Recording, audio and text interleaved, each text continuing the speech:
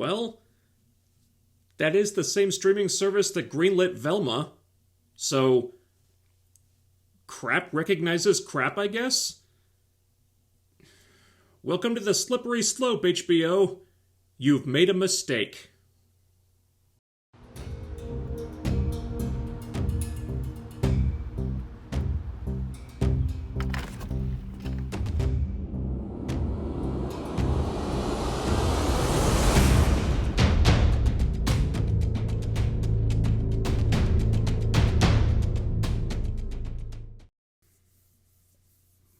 Well, we're just about there.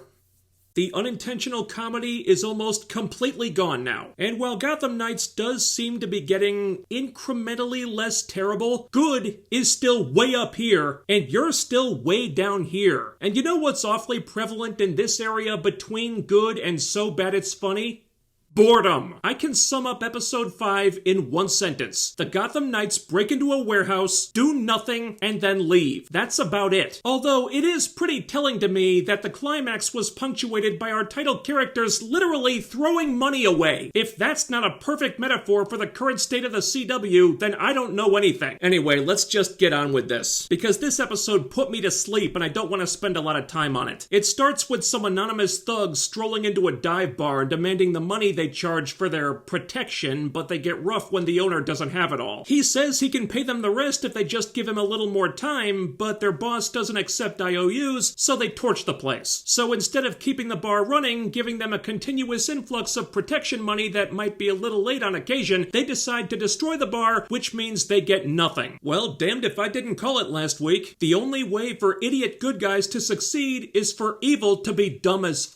There's some boring stuff with Carrie and her mom. There's a parent luncheon thing at the school that the mom would have to change shifts at work to go to, and Carrie tells her to just blow it off, but the mom wants to go, because it's not like anything bad happens when a bunch of rich people get together in Gotham City. Oh wait, that was literally the plot of episode 3. Stephanie waltzes into the clock tower, having found a new lead while Duella was asleep, which is probably the only time that could ever happen. Steph looked into diverse female Alfred's finances, because if she was visiting Talon's daughter at the nursing home, then maybe she was also footing the bill for her to stay there. But there were no direct financial ties because she's smart. Well, yeah, of course she's smart enough to not leave a paper trail. You know, except for that literal paper trail she left in the nursing home logbook directly tying her to Talon's daughter. Besides that, I mean. Anyway, the ones actually footing the bill are some likely shell company the Court of Owls set up, and Stephanie just hacked her way into their tax returns. Really? So the Court of Owls has enough resources to create immortal hitmen that can heal from any wound, but they can't lock up their taxes tight enough so that a 16-year-old high school student can't find them? You know, for a supposedly secret organization, these guys are leaving an awful lot of breadcrumbs lying around. Mrs. Surly Plank-a-Wood goes to see Harvey at his office. Apparently they had some tryst years ago that Harvey wants to keep a secret. She asks what him and her husband talked about last week, but he just deflects and tries to get her out of there, because God forbid Harvey let this woman know that her husband's life, and by extension her own life, might be in danger. Do you believe in Harvey Dent yet? I know I do. Our heroes drive over to the address of the shell company to check it out, and where did they get this car? It can't be Carrie's mom's car. She's supposed to be at work, and Carrie's not even there. So where'd the car come from? I mean, I guess they stole it, but that never comes up.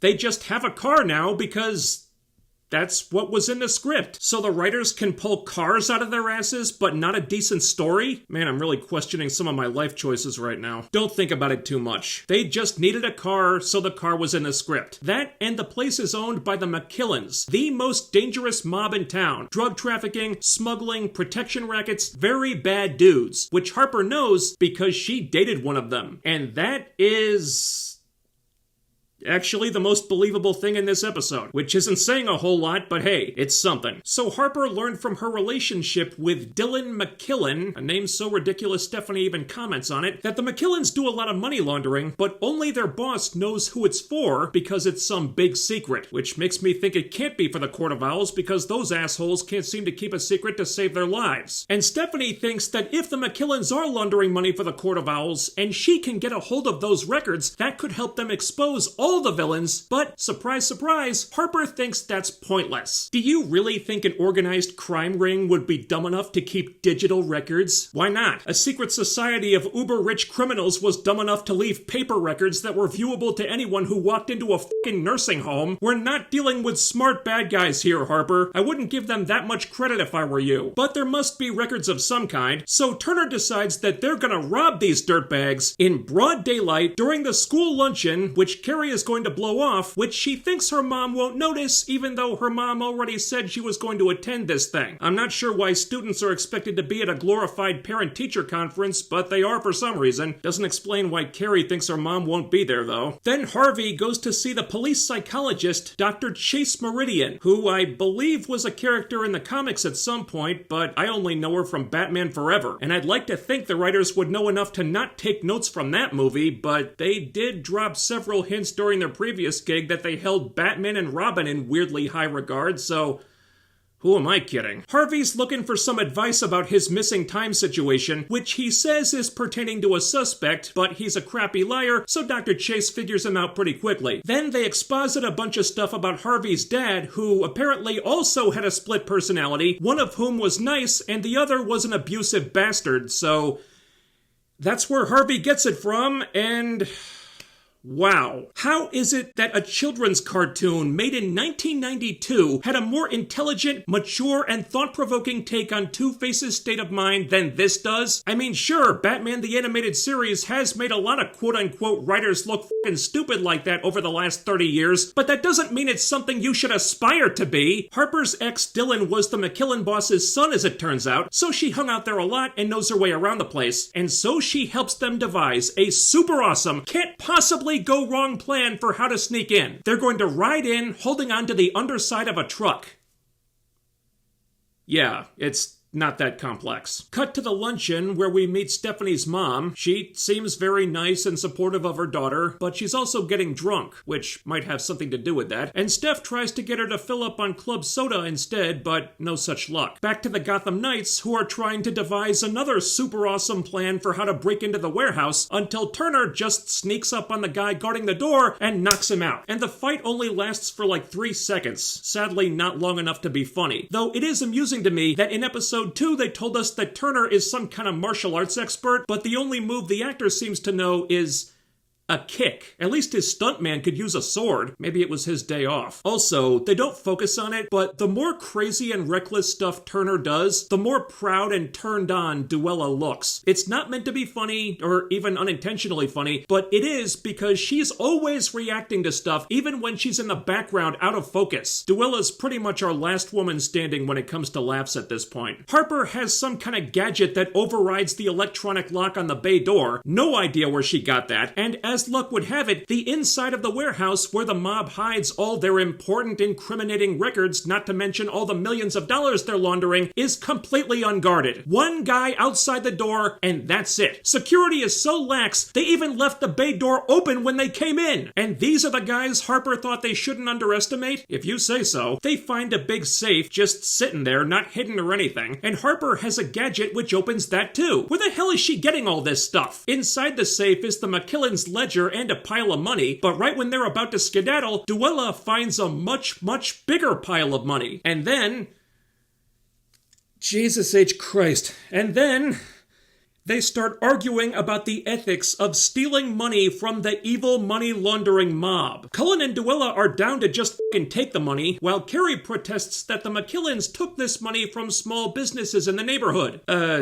Yeah, all the more reason to not let them keep it, Carrie. Harper figures there are so many greenbacks here that a lot of this has gotta be Court of Owls money, and Carrie still thinks they shouldn't take it, but they can't leave it here either, so I'm not really sure what her plan is, aside from morally objecting to taking stolen money away from the criminals who stole it. And well, wouldn't you know it, while they're preoccupied with acting like total jackasses, one of the bad guys finds them. Possibly because they left the bay door open, I don't know. And shock of all shocks, it's Harper's ex, Dylan McKillen. Oh boy, I think we're about to get awkward relationship shenanigans, just what this very dangerous heist was missing. And I suddenly have a lot of questions about that because Harper's supposed to be high school age, and this guy looks like he's about 30. So that relationship just achieved a whole new level of creepiness that I don't particularly want to get into, mainly because if I did, it would get this review demonetized just like the Velma video. Needless to say, Dylan McKillen being in the mob was probably not the biggest reason why Harper shouldn't have been dating him. You can fill in the blanks yourselves. Stephanie tries to make a speech at the luncheon but gets distracted by her mom popping pills. Then Harvey's freaking out about how he has no memory of that missing time and no alibi for the mayor's murder, and Dr. Chase's attempts to reassure him are really something to behold. What's the more likely scenario, Harvey? That you have a homicidal split personality who murdered the mayor and was such a fucking dumbass that he left incriminating evidence behind that tied him and you directly to the murder? Or this other perfectly logical, sensible thing that is obviously not true? The funny thing is, I'm not even really paraphrasing. That's basically what she said. She tried to write off exactly what we all know happened like it's the most laughably illogical, batshit insane thing she could possibly think of. So yeah, not terribly observant is Dr. Chase. Then again, at least she isn't dating Batman and Bruce Wayne at the same time without knowing they're the same guy, so she's still got a ways to go before her idiocy tops the Schumacher version. Harvey is afraid that he may have inherited his dad's mental illness, and Dr. Chase thinks that's ridiculous. Whoa, watch out, Nicole Kidman, she's catching up. So she writes off Harvey's missing time as a simple trauma response and then makes a donation to his campaign. Thanks, Dr. Chase. If I ever need help, I'd call Dr. Nick Riviera before I'd call you. By the way, it's the first scene where they start alluding to the Two-Face stuff, and Misha Collins still looks bored out of his mind. Not a good sign. Stephanie runs into Carrie's mom at the luncheon, who's wondering where Carrie is, because Carrie's an idiot and never came up with an alibi just in case her mom happened to show up at the luncheon like she fucking said she was going to, and one of Carrie's teachers tells the mom that her daughter's actually been absent a lot lately. Whatever. Does anyone really care about this? Back at the warehouse, instead of acting like you'd think a hardened criminal would act in this situation, Dylan McKillen is acting more like a 12-year-old crybaby who got rejected by his first crush because when Harper ended things, she just disappeared without telling him it was over, and she was so closed off and so afraid of commitment that he never even had a chance. Yeah, that's the important thing to focus on right now, isn't it? God, I really want to make a joke about this right now, but I can't because YouTube has really strict rules about that particular subject, so just pretend I made a joke about right here. Also, Harper did some crime for the McKillens, which is supposed to be shocking, but considering how comfortable Harper is with crime, up to and including owning actual safe-cracking gear, it's really not. Because he has them at gunpoint, Harper offers up some half-assed apology, but Dylan McKillen isn't in the mood for it, so he'll settle for the reward money instead and radios his buddies that he just caught Bruce Wayne's killers. Turner knocks Dylan out, but the rest of the McKillens are on their way, so they figure maybe we should go close that door now. But that traps them inside, so it doesn't help very much. And now the bad guys are trying to break the door down, so Duella gets on the radio like, hey, back the hell off or we're gonna barbecue your boss's son over a pile of burning money. It's not about money.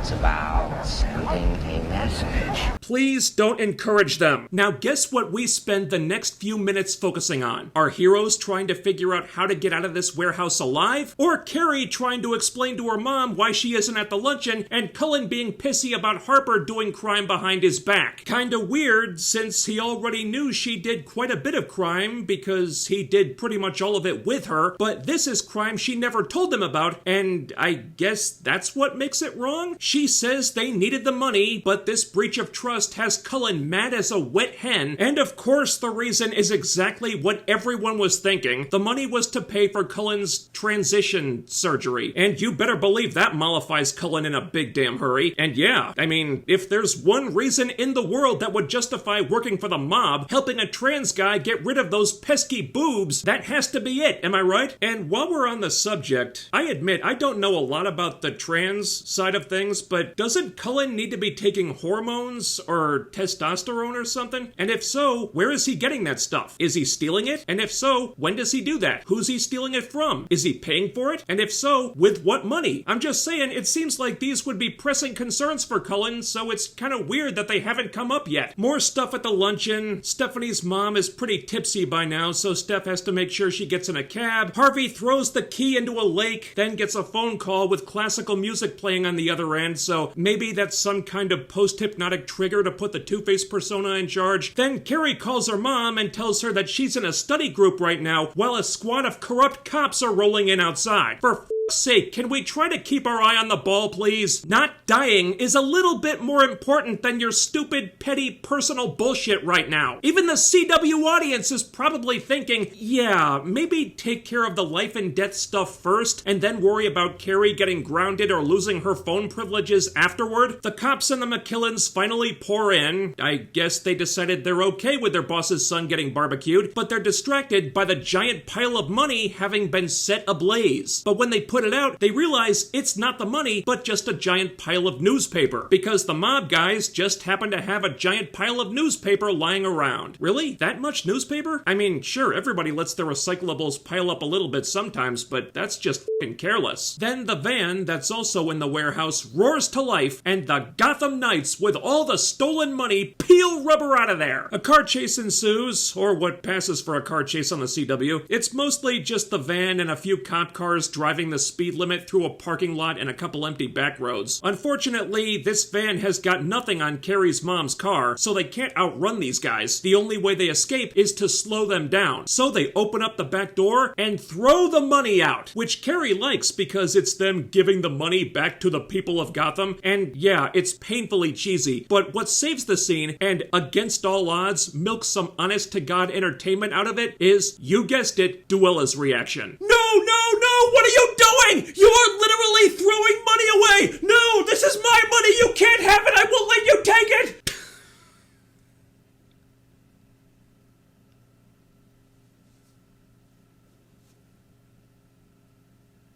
They have to wrestle the last bag of money out of her hands as she's shrieking at them like they just ran over her dog. It's f***ing priceless. With every factor there is working against her, Duella single-handedly saved this scene. Gotham Knights does not deserve this actress. She is doing more heavy lifting than everyone else in the cast combined. I swear, the day this shit show ends and frees her up to immediately book a much better gig, this girl is gonna be a f***ing star. So the citizens of Gotham run into the street to collect all the money, thus blocking the road so the cops can't follow, and our heroes make their big escape, hopefully straight to the CW's payroll department to get Olivia Rose Keegan a fucking raise. So the news guy talks about the mysterious benefactors who dump the McKillen crime family's money into the streets for everyone to take and dubs them the Gotham Knights for the first time. Carrie sneaks back into her room just before her mom gets home to find her, and Stephanie tucks her mom in after she popped a bunch more pills and passed out on the couch. Back at the clock tower, Harper and Cullen have a heart-to-heart where Cullen thanks his sister for always looking out for him in ways he didn't even realize. And while I appreciated the scene with Dylan, because at least that one involved a character calling Harper out on all her bullshit, this one predictably negates all that by emotionally validating Harper until I feel mildly ill. But Cullen is one of the less objectionable people here when he's not the trans character and is just a character who is trans. And if there's one person Harper's gonna be less annoying in a scene with, it's usually him. Then Turner and Duella have a pretty telling scene where Duella says that she can't help but notice how reckless Turner's been acting lately because she's always watching. Wink, and she likes what she's seeing. She also correctly observes that Turner getting betrayed by one of the last people he trusted in episode 4 pushed him out of his comfort zone, and he seems to like it there. Because when you have no one left to trust, you learn to trust yourself. Alright, so what's the name gonna be? What's it gonna be? Duella? Durner? We might as well decide now because it's absolutely going to be a thing. And here's something that might shock you. Despite what I said a few weeks ago, I don't think it's such a bad idea anymore. In fact, I'm weirdly in favor of this now, because just from a practical showrunning standpoint, Duella is all they've got. She's the acting MVP and the only person in this whole fucking thing who's genuinely entertaining to watch. So it only makes sense to make her role as big as possible, to build everything around her, including the romantic stuff. And if they paired her up with Turner, maybe there's a chance that some of her charisma might rub off on him. Lord knows they've tried plenty of other stuff with Turner and none of that's worked, and Duella can generate more chemistry by herself than Turner and Stephanie can together, so why not give this a shot? Anything that gets Olivia Rose Keegan more screen time cannot be a bad thing, so God help me, I say Durner FTW, writers! Let's make this shit happen. I mean, face it, nothing you do, good or bad, is going to change this show's fate, so we might as well at least have some fun on the way down. Speaking of fun, Harvey wakes up in bed after having quite a lot of it with Mrs. Surly Plank of Wood, which he can't remember, and finds a bunch of calls made to her on his phone, which he also can't remember. So, does this mean Harvey got raped? And if it does, then who actually raped him? Was it the woman, or was it Two-Face? I guess technically it is also Two-Face's body, but this raises some weird questions about consent that I don't feel prepared to answer. Well, the Two-Face teases aren't exactly subtle, but at least the writers aren't dragging their feet on it. It looks like they want this to happen fairly soon. And on the one hand, that ought to give Misha Collins a reason to not look so bored all the damn time. But on the other hand, anyone who remembers how these writers treated Hush and Poison Ivy is probably not chomping at the bit to see this, nor should anyone else. Okay.